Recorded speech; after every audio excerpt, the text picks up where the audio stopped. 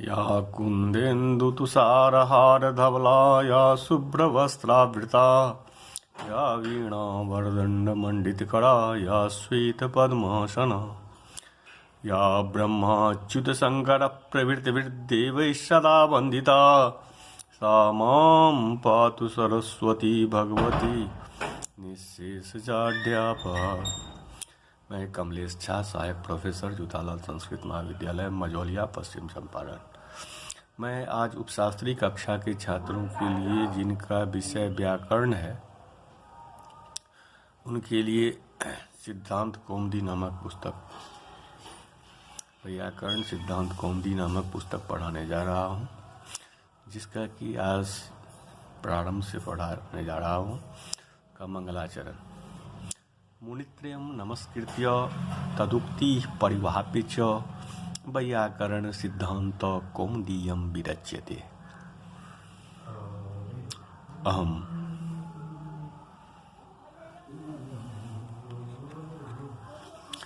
भट्टोजीदीक्षितः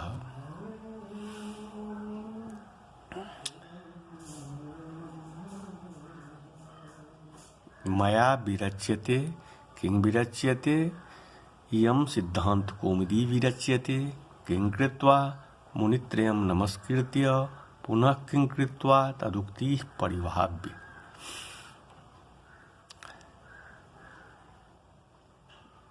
अर्थात मैं भट्टोजीदीक्षित तीनों मुनियों अर्थात त्रिमुनि के अंतर्गत पाणिनि, कात्यायन और पतंजलि, ये तीनों त्रिमुनि के नाम से जाने जाते हैं, संबोधित किए जाते हैं। मैं भट्टोजीदीक्षित पाणिनि, कात्यायन और पतंजलि को नमस्कार करके और उनकी सदुक्ति, उनकी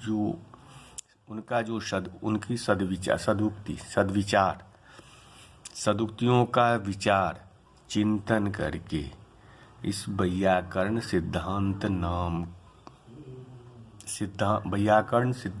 कौमुदी नामक ग्रंथ की रचना करता।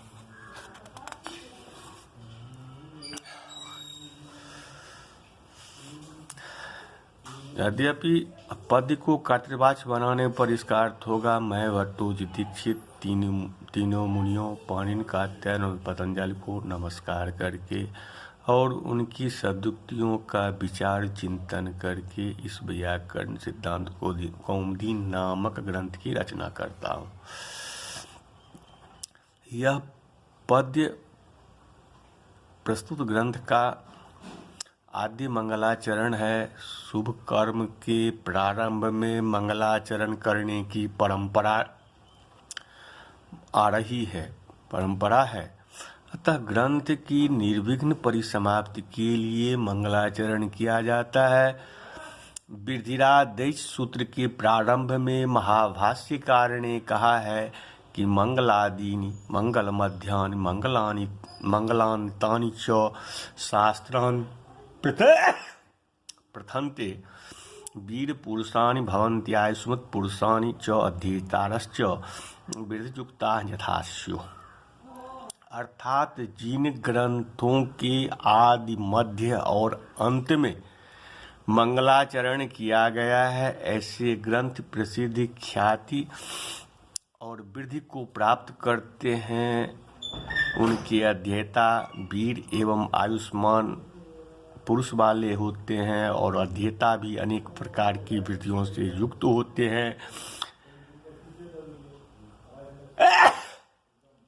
पाणिनि जी ने भी सूत्रपाठ के आदिम सूत्र वृद्धिरादेश में वृद्धि शब्द का प्रयोग मंगलार्थ ही किया है।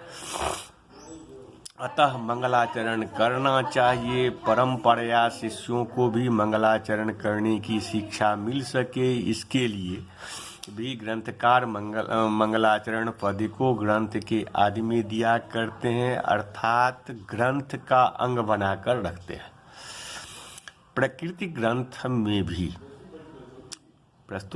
में भी इसी शिक्षा के लिए ग्रंथकार ने ग्रंथ के आदि में मंगलाचरण को लिख दिया है, अन्यथा ग्रंथ प्रारंभ में मौखिक मंगलाचरण कर देते, ग्रंथ में न लिखते।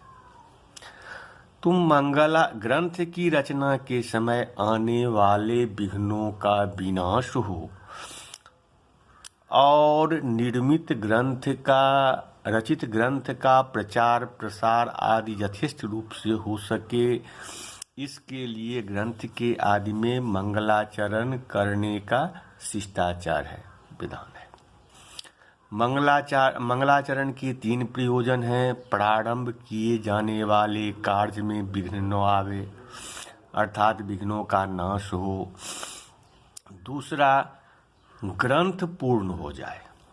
और तीसरा, रचित ग्रंथ का प्रचार प्रसार हो। इसलिए मंगलाचरण अवश्य करनी चाहिए। मंगलाचरण 3 प्रकार के होते हैं, नमस्कारात्मक, आशीर्वादात्मक और वस्तु निर्देशात्मक। तो नमस्कारात्मक मंगल, जिसमें अपने अपने आराध्य देव की स्तुति, प्रार्थना, वंदना आदि की जाती है। आशीर्वादात्मक मंगल, जिसमें किसी प्रिय व्यक्ति या ग्रंथ के अध्येताओं की मंगल कामना की गई होती है। और तीसरा, वस्तु निर्देशात्मक मंगल में, जिसमें ग्रंथ के मूल विषय एवं उसके लक्ष्य का निर्देश होता है। कहीं केवल नमस्कारात्मक मंगल होता है तो कहीं आशीर्वादात्मक या वस्तु निर्देशात्मक मंगल, कहीं कहीं दोनों या तीनों का भी समावेश मिलता है। तो वैयाकरण सिद्धांत कौमुदी के मंगल में मुनित्रयम नमस्कृत्य पदों से मुनित्रय वंदना अभिव्यक्त होती है, अतएव यह नमस्कारात्मक और तदुक्ति परिभाव्य एवं वैयाकरण सिद्धांत कौमुदी विरच्यते पदों द्वारा वस्तु निर्देश किया गया है, अतः इसे वस्तु निर्देशात्मक मंगल भी कह सकते हैं। मंगल का लक्षण इस प्रकार किया जा सकता है कि समाप्ति प्रतिबंधक पाप विशेष ध्वंस कारणत्व मंगलत्व। समाप्ति प्रतिबंधक पाप विशेष ध्वंस कारणत्व मंगलत्व, अर्थात समाप्ति के प्रतिबंधक में जो पाप विशेष उनके विनाश के प्रति जो कारण हो वही मंगल है।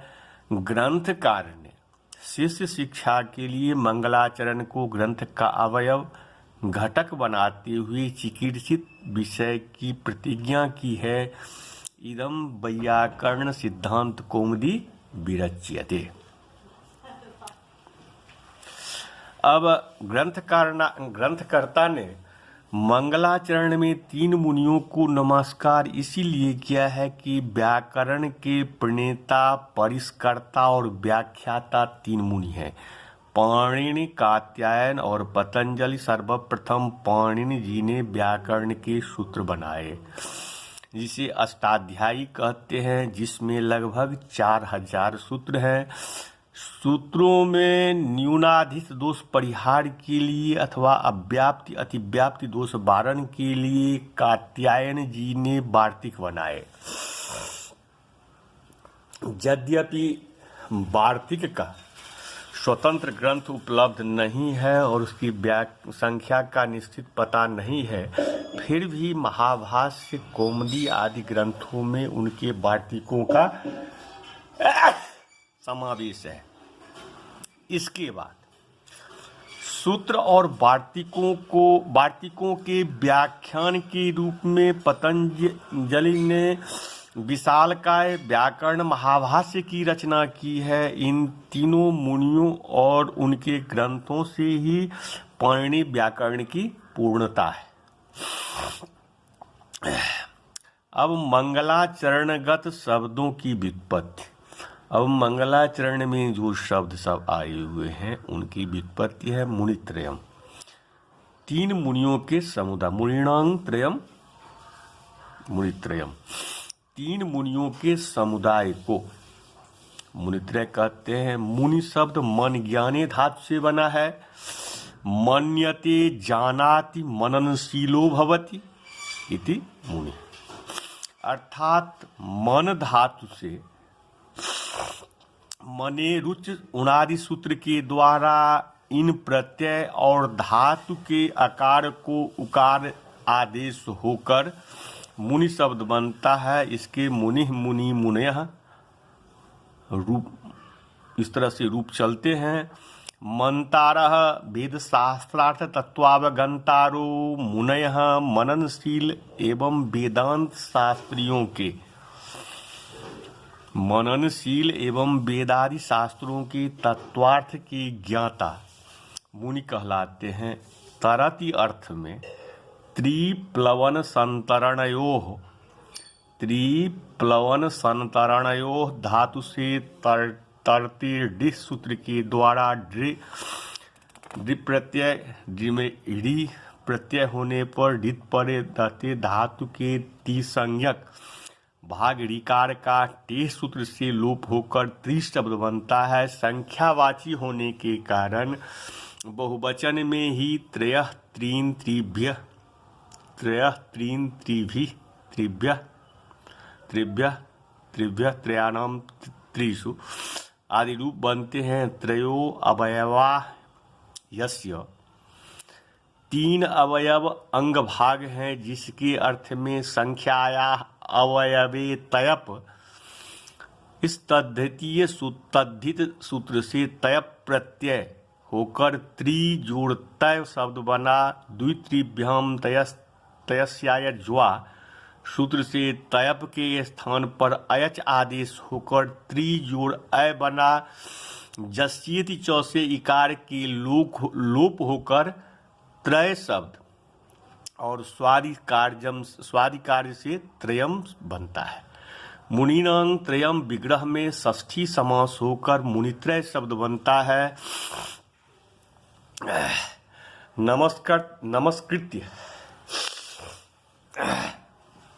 नमस्कृत्य क्रियापद का कर्मपद मुनित्रय होने के कारण द्वितीया में मुनित्रयम बना है। अब दूसरा शब्द है नमस्कृत्य, अर्थात नमस्कार करके। नमस्कृत्य का अर्थ होता है नमस्कार करके। णमु प्रहुवत्वे शब्दे च, णमु प्रहुवत्वे शब्दे च, नम धातु से सार्वधातुभ्यो असुण उणादि सूत्र के द्वारा असुन मतलब असुन में अस बचता है। असुन प्रत्यय होने पर नमस शब्द बनता है। नमस शब्द पूर्वक डू क्रिय करने धातु से क्री धातु समान करते के पूर्व काले सूत्र के द्वारा एक्त्वा प्रत्यय होने पर अनुबंध लोप होकर नमस जोड़ क्री जोड़ त्वा बना। अब नमः पुरुषोर गत्यो सूत्र के द्वारा नमस शब्द की गत संज्ञा होने के बाद कुगति प्रादय सूत्र के द्वारा समास होने पर समास से अनय पूर्वे एक्तो ल्यप सूत्र से एक्त्वा के स्थान पर ल्यप य आदेश होकर नमस क्री जोड़ य बना। अब ह्रस्वस्य पीति कृति तुक, इस सूत्र से ह्रस्व वर्ण धातु के ऋकार को तुक अर्थात तो आगम होकर नमस कृत्य शब्द बना।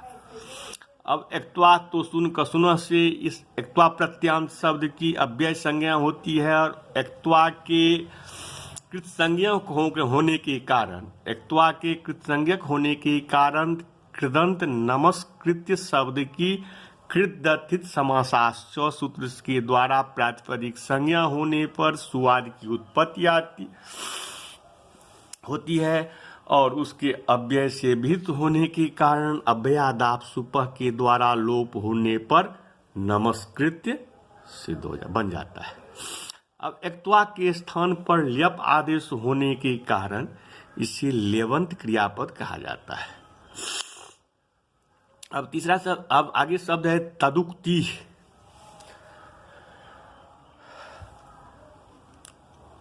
उन त्रिमुनि के उक्तियों का, उनके कथनों का, तनोति, तनुते विस्तृतो भवति अर्थ में तनु विस्तारे धातु से, तनु विस्तारे धातु से त्यजित नियजिभ्यो डित, त्यजित नियजिभ्यो डित उनादि सूत्र से अधि अद प्रत्यय और उसको डिद्वद भाव होने पर टे सूत्र के द्वारा टी संज्ञक भाग अन का लोप होकर तद शब्द बनता है।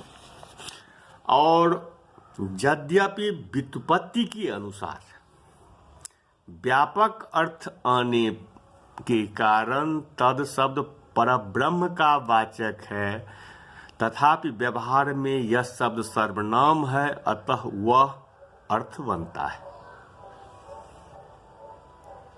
वचनम व्युत्पत्ति करके वच परिभाष ने धातु से भावार्थ में स्त्रियांग एक्तिन सूत्र के द्वारा एक्तिन प्रत्यय होने पर वच स्वप यजादीनांकिति सूत्र के द्वारा धातु के बकार को संप्रसारण उकार होने पर उ जोड़ अच में संप्रसारणाच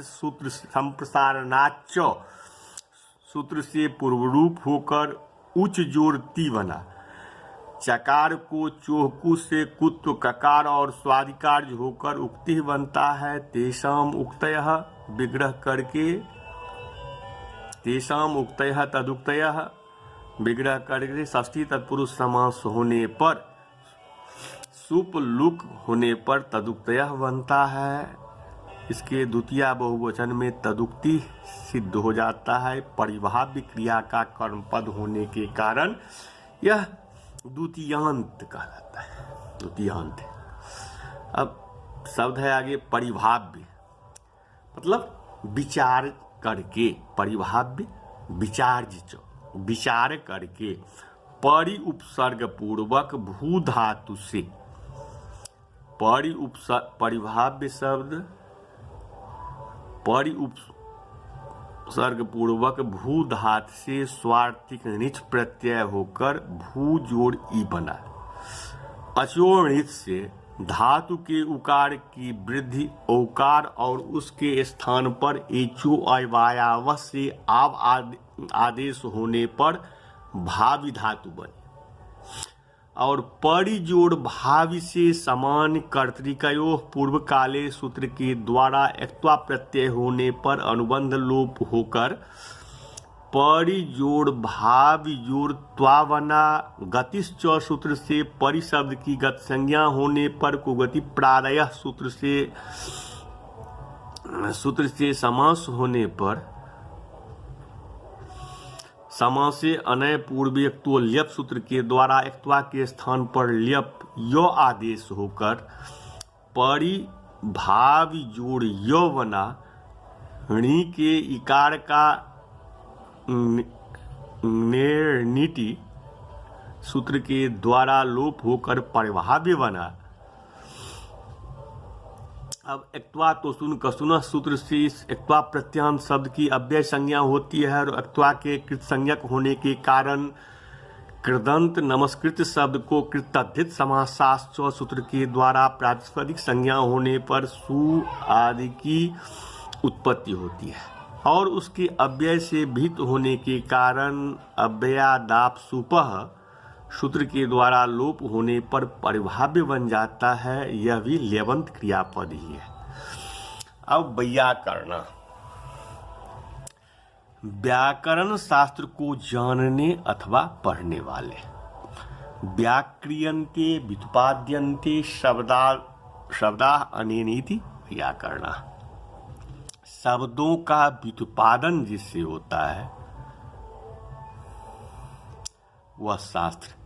विग्रह में बी जोड़ आ उपसर्ग द्वय पूर्वक डू क्रिय करने धातु से, क्री धातु से कर्णाधिकरणयोश्च सूत्र के द्वारा ल्युट, प्रत्यय ल्युट में यू बचता है, तो होने पर उसके स्थान पर युवोरनाको सूत्र के द्वारा अन आदेश होकर क्री जोड़ अन बना। अब आर धातुक अंग से सस सूत्र से विहित ल्यूट के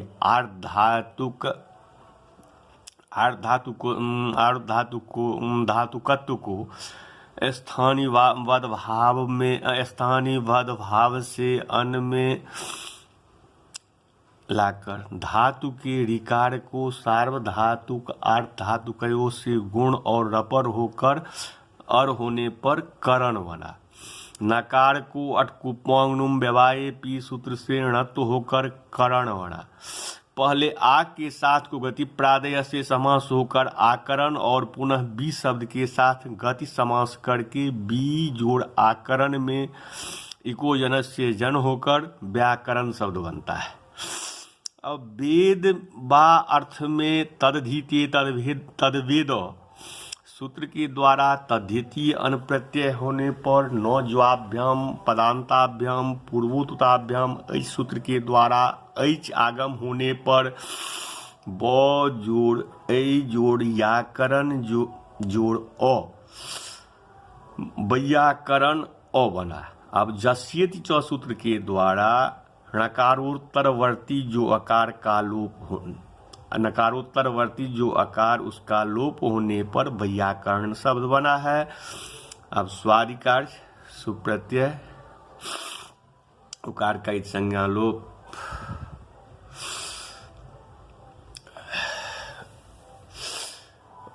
ससजुक पदान और स्वादिकार्य होने पर ससजुखोर से ऋतु होकर और खरवसान जोड़ विसर्जनीय से विसर्ग करके व्याकरण सिद्ध हो जाता है। अब है अगला शब्द है सिद्ध। सिद्ध मतलब निर्णीत होना, संपन्न होना। सिद्धयति इसमें या असिद्धयति अर्थ में खिदु संग्राधो सिद्ध धातु से निष्ठा सूत्र के द्वारा एक प्रत्यय होने पर झकस ततोर धोध सूत्र के द्वारा तकार को धकार आदेश और धातु के धकार को झलंग जस झस से जस्त होकर दकार होने पर सिद्ध शब्द बनता है। प्रातिपदिक संज्ञा और स्वादिकार से सिद्ध हो जाता है। अब अंत सिद्धांत निर्णय अम गत्यादि सुधातु से अमति नासंग तत्वं वा गच्छति में हस मृ ग्रीवा मिद मी लोपु धुर्विभ्यस्तन सूत्र के द्वारा तन प्रत्यय होने पर धातु के मकार को नस्या पदांत से झाली सूत्र से अनुस्वार और उसको अनुस्वार से जय परसवर्ण से परसवर्ण नकार होकर अंत शब्द बनता है। स्वादिकार्य से अंतः अंतो अंतः ऐसे रूप चलते हैं। यहाँ अंत शब्द सिद्धांत तत्वबोधक है। कौमुदी अगला शब्द है कौमुदी चंद्रिका। कौमुदी का अर्थ होता है चंद्रिका, चांदनी, प्रकाशिका। कुंग पृथ्वी मोदयति हर्षयति। कुंग पृथ्वी मोदयति हर्षयति अर्थ में कुमुद शब्द बनता है। यहाँ पर मुद हर्षे धातु से इगुपद ज्ञा प्रीकरः कह सूत्र के द्वारा क प्रत्यय कित्वाद गुणाभाव होकर कुमुद शब्द बनता है। कुमुद शब्द बना। यह शब्द चंद्रमा का बोधक है, अर्थात को पृथिव्याम मोदयति हर्षयति कुमुदस् चंद्र तस्य इयं कला कौमुदी, अर्थात जिसके द्वारा पृथ्वी के लोग मुदित हो जाते हैं, हर्षित हो जाते हैं, उसे कौमुद कहते हैं। ऐसी व्युत्पत्ति मानने पर कु शब्द के सप्तमी में को बना है और उसका अलुक हुआ है। कुमुदस्य कौमुदस्य वा यम अर्थ में तस्येदम सूत्र के द्वारा तद्धितीय अण प्रत्यय होकर भी कौमुद शब्द ही बनता है।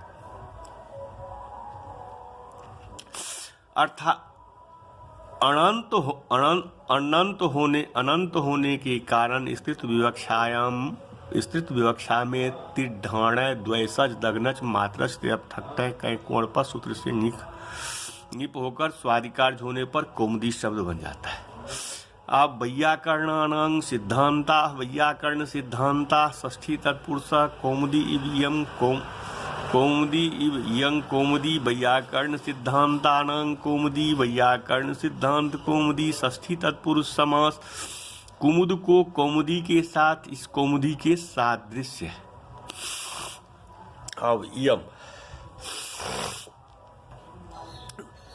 इदम माने यह यदि परमेश्वरीय धातु में इकार की इत संज्ञा होने पर यह इदित धातु है, अतः इदितो नुम धातु सूत्र के द्वारा नुम होने पर इंद धातु बनती है। इंदति अर्थ में इंदे कमिन नलोपश्च इस उनादि सूत्र से कमिन प्रत्यय एवं धातु के नकार का लोप होकर ईद जोड़ अम इदम शब्द बना है। इसकी प्रातिपदिक संज्ञा करके स्त्रीलिंग में यम इमे इमाह आदि रूप बनते हैं। यह शब्द वैयाकरण सिद्धांत कौमुदी शब्द का सर्वनाम विशेषण है, अतः तदनुसार इदम शब्द में स्थित विवक्षा की गई है। विरच्यते रचना की जा रही है। बी पूर्वक रचि प्रतियतने धातु से लह कर्मणि च भावे चा कर्म के व्यय सूत्र के द्वारा अनुसार कर्म में वर्तमाने लट सूत्र से लट लकार उसके स्थान पर भाव कर्मणों से आत्मने पद का विधान होने पर तो आदेश उसको तिंगसित सार्वधातुकम से सार्वधातुक संज्ञा होने पर सार्वधातु के जक सूत्र से जक प्रत्यय होकर टित आत्मने पदानाम टेरे सूत्र के द्वारा टी संज्ञक भाग को एत होकर विरच्यते शब्द बनता है। यह मुख्य क्रिया है।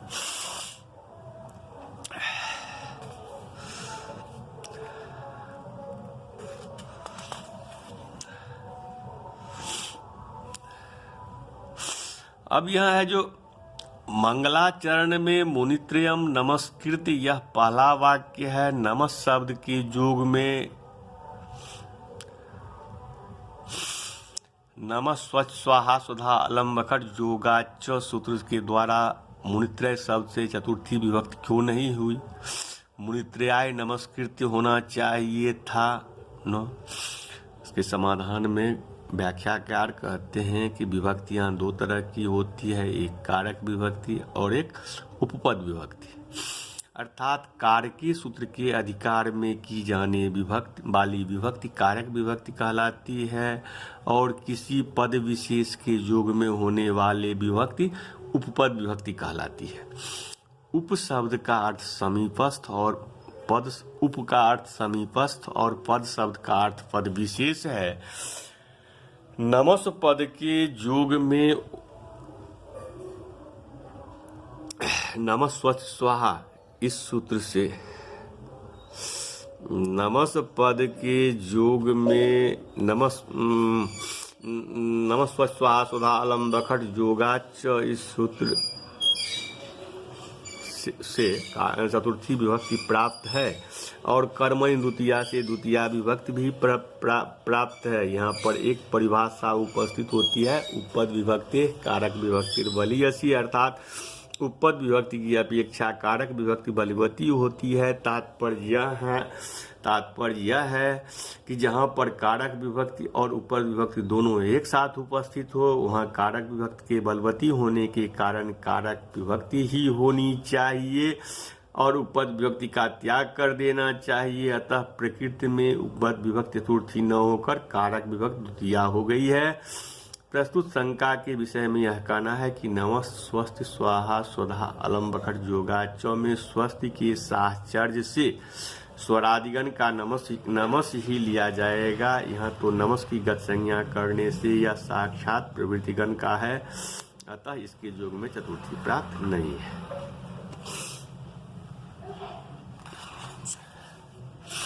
अब है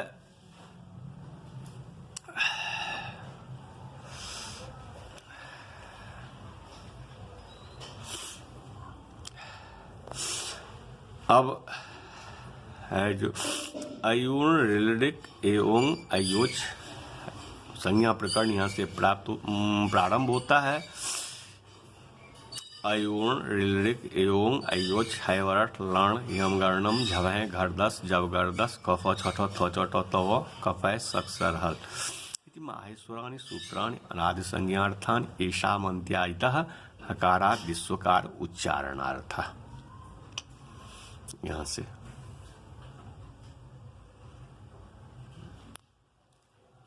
आगे के पाठ में पढ़ाई जाएगी। नमस्कार।